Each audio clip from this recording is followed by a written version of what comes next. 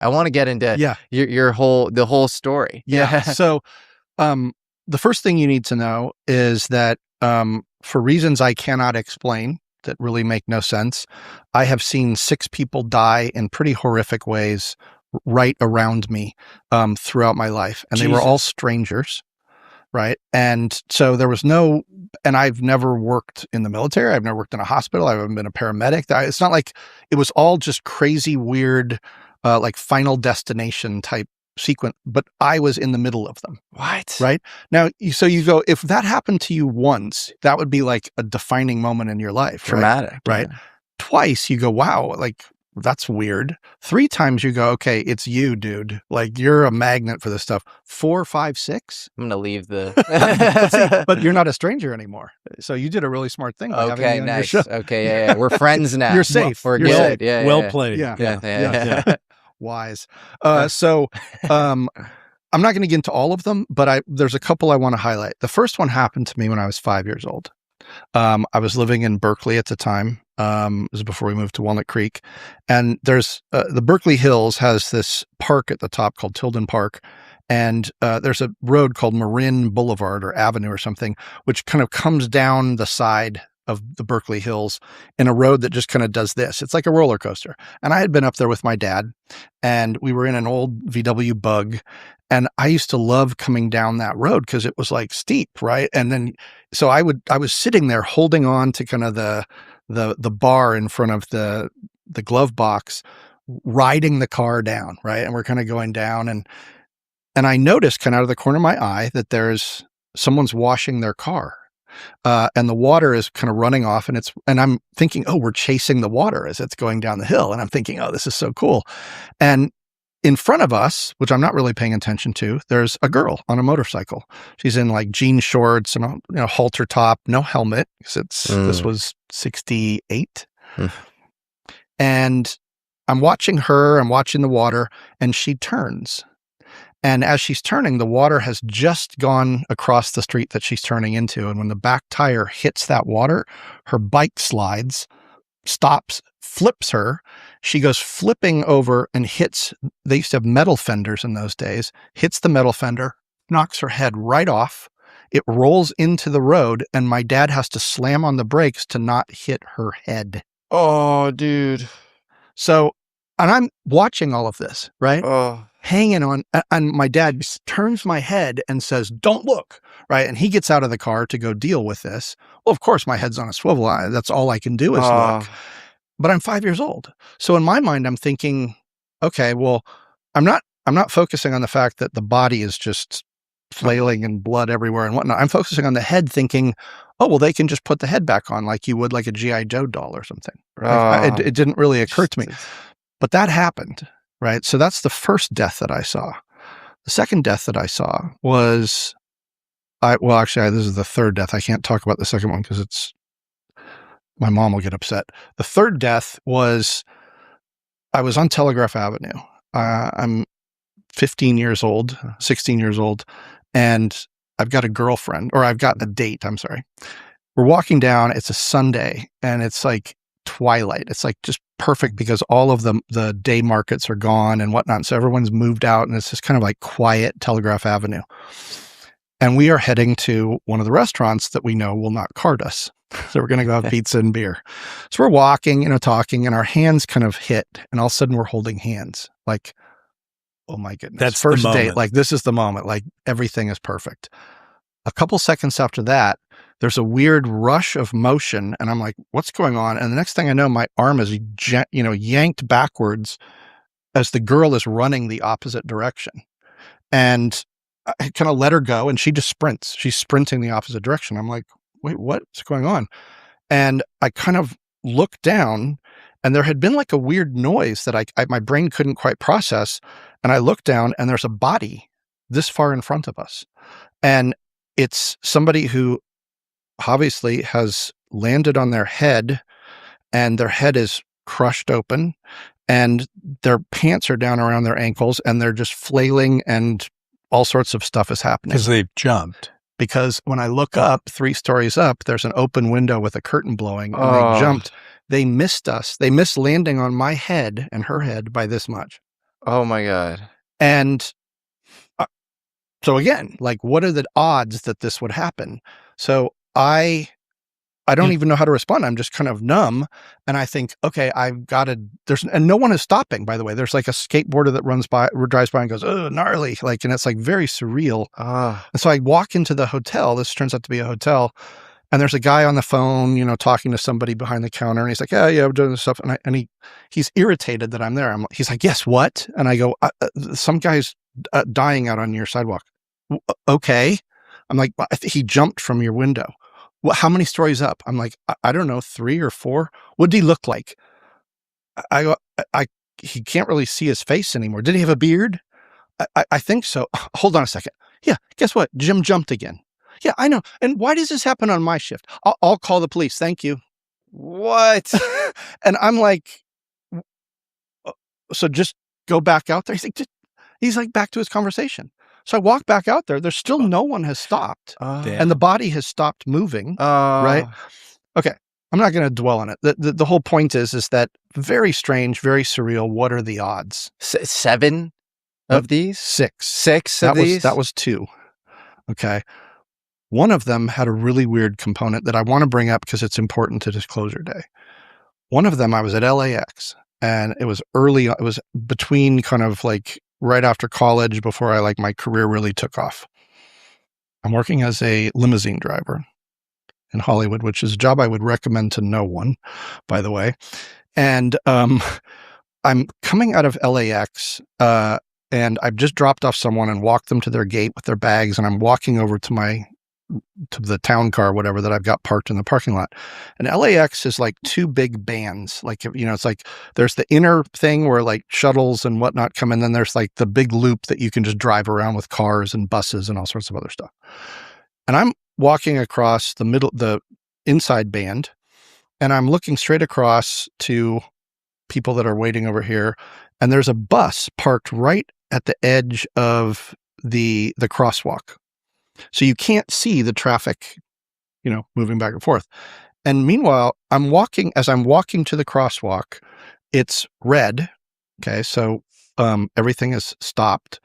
I'm sorry, it's green. So everybody's walking across it. And the woman next to me catches up to me, and she is an airline stewardess, and she's arguing with a passenger who's followed her out there. And she's like, kind of pissed off and arguing with him. And this is all happening in parallel to me. And so we step onto the little medium between the 2 through lanes, and I notice, oh, wait, the light has just turned red. Okay. But there's a bus right here. So I stop, but she's arguing with the guy. So she's not paying attention. The last thing she saw was that it was green. So she walks out, and I'm kind of like, everything goes into slow motion. And I'm like, oh no, like she's walking out, and all of a sudden somebody comes that she doesn't see and hits her. And her whole body goes flying up into the air. And here's the interesting thing about this. In that moment, LAX is a very noisy place. I heard nothing except her breathing. What? She is flying up in the air. All of the sounds disappear. And all I'm hearing is, and I'm like, what is that noise? And then she comes down, she slams onto the ground. She kind of her body's all tangled up and stuff. She kind of looks up through, her hair is in her face, and her face is all bloody, and she gasps and then just dies. And right in that moment, all of the noise came back in LAX. So I had this like incredible weird connection where kind of time slowed and audio manipulated, and I was suddenly connected to her in some weird way. Right? Okay. So last one I'll tell you about. We're at the Dark Skies production office. It's late night. We're working one night. Everyone's doing stuff. And it's like on a Friday night. And all of a sudden there's like an explosion outside and it's like in the worst part of North Hollywood. It's like kind of industrial area. There's an explosion outside. So my assistant and I go running out. We're the first ones outside, and we see across the street, there's a car that has like flipped and gone into an old like auto yard, and it's behind it's flipped and it's gone behind a barbed wire fence. So there's like no way we can get to that. And then down the street, there's another car that's gone off the road into kind of the parking lot, and it's kind of like stopped. And I look down there, and the front door opens, and a teenage kid runs out, just takes off, like hit and run, whatever was going on there. So I look at my assistant and I go call 911. So I run down to the car. Get down to the car. Well, obviously the driver's gone. So I go over to the passenger seat and I start to look in the window, and there's an older, like Hispanic man just kind of slumped in the seat. And I like knock and I'm like, sir, are you okay? Does not have a seatbelt on. He kind of looks up at me like this, and there's blood coming out of his ear. And I kind of reach in, and the door's unlocked. So I open it up and I kneel down and I go, sir, are you okay? We're calling 911. There's going to be help here soon. And he reaches out this hand like this, and I take it, and he's looking at me, and he's kind of like breathing really slow. And all of a sudden he goes, and in that moment, I feel all of his energy go through my body, like his soul, like that's the only way I can describe it. And I'm seeing images of his life. You know, it's like the life, when you say like people see their life flash before your eyes, his life flashed before my eyes. I'm hearing Spanish and all these things that they're not in my consciousness. Whoa. And all of a sudden he's gone. He's dead. Oh my God. In that moment. And there's this pause, and I'm like, wow, suddenly all of these incidents kept moving me closer and closer to an understanding of death. And now I get this experience, right? And in the back seat, I hear, Papa. And this little boy pops up. Like he knew somehow intuitively, because nothing was said really for a minute or so between, he just knew that his father had passed away, right? So all of that happens.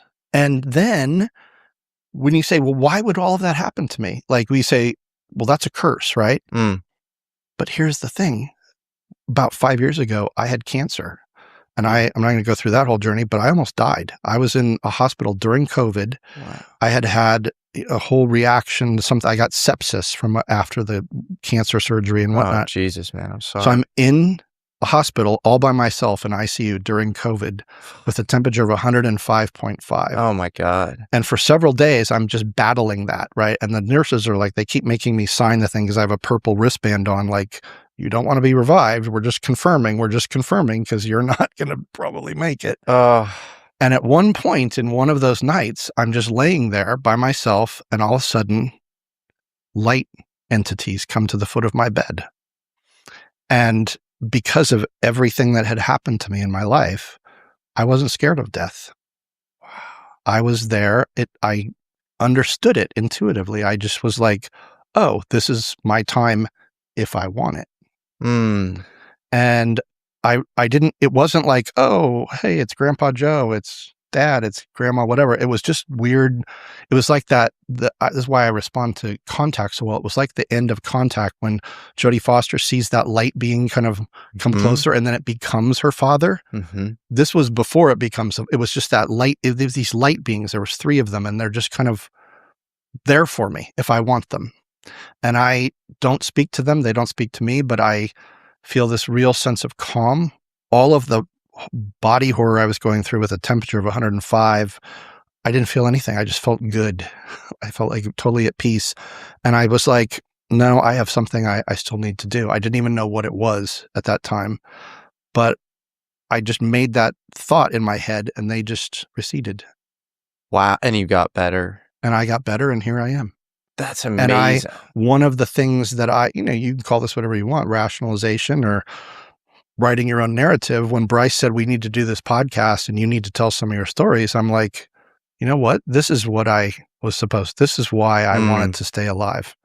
And and when I went to my family, they said, they had been the ones that said, please don't tell these stories. Like this is, they were like, you know what? You need to tell these stories, because if you had died when this happened, we would be telling your stories secondhand. And that's not nearly as powerful as people hearing them from you. It all makes sense in hindsight. It all makes sense in hindsight. What do you think those light beings were?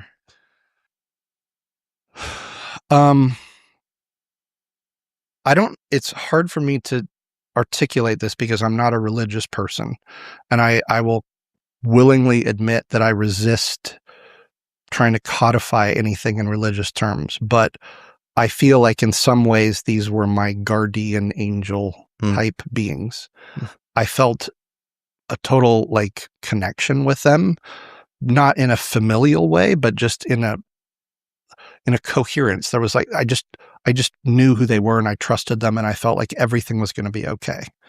So, and I felt like they had a connection with me even though I didn't understand what it was. Did you get better right after that experience? I got better within the next 24 hours and I was leaving the hosptal. Whoa. Yeah. Yeah. I don't even know what to say after all of that. I mean, those are some gnarly experiences. The 6 deaths that you witnessed, I mean, that's hard to hear.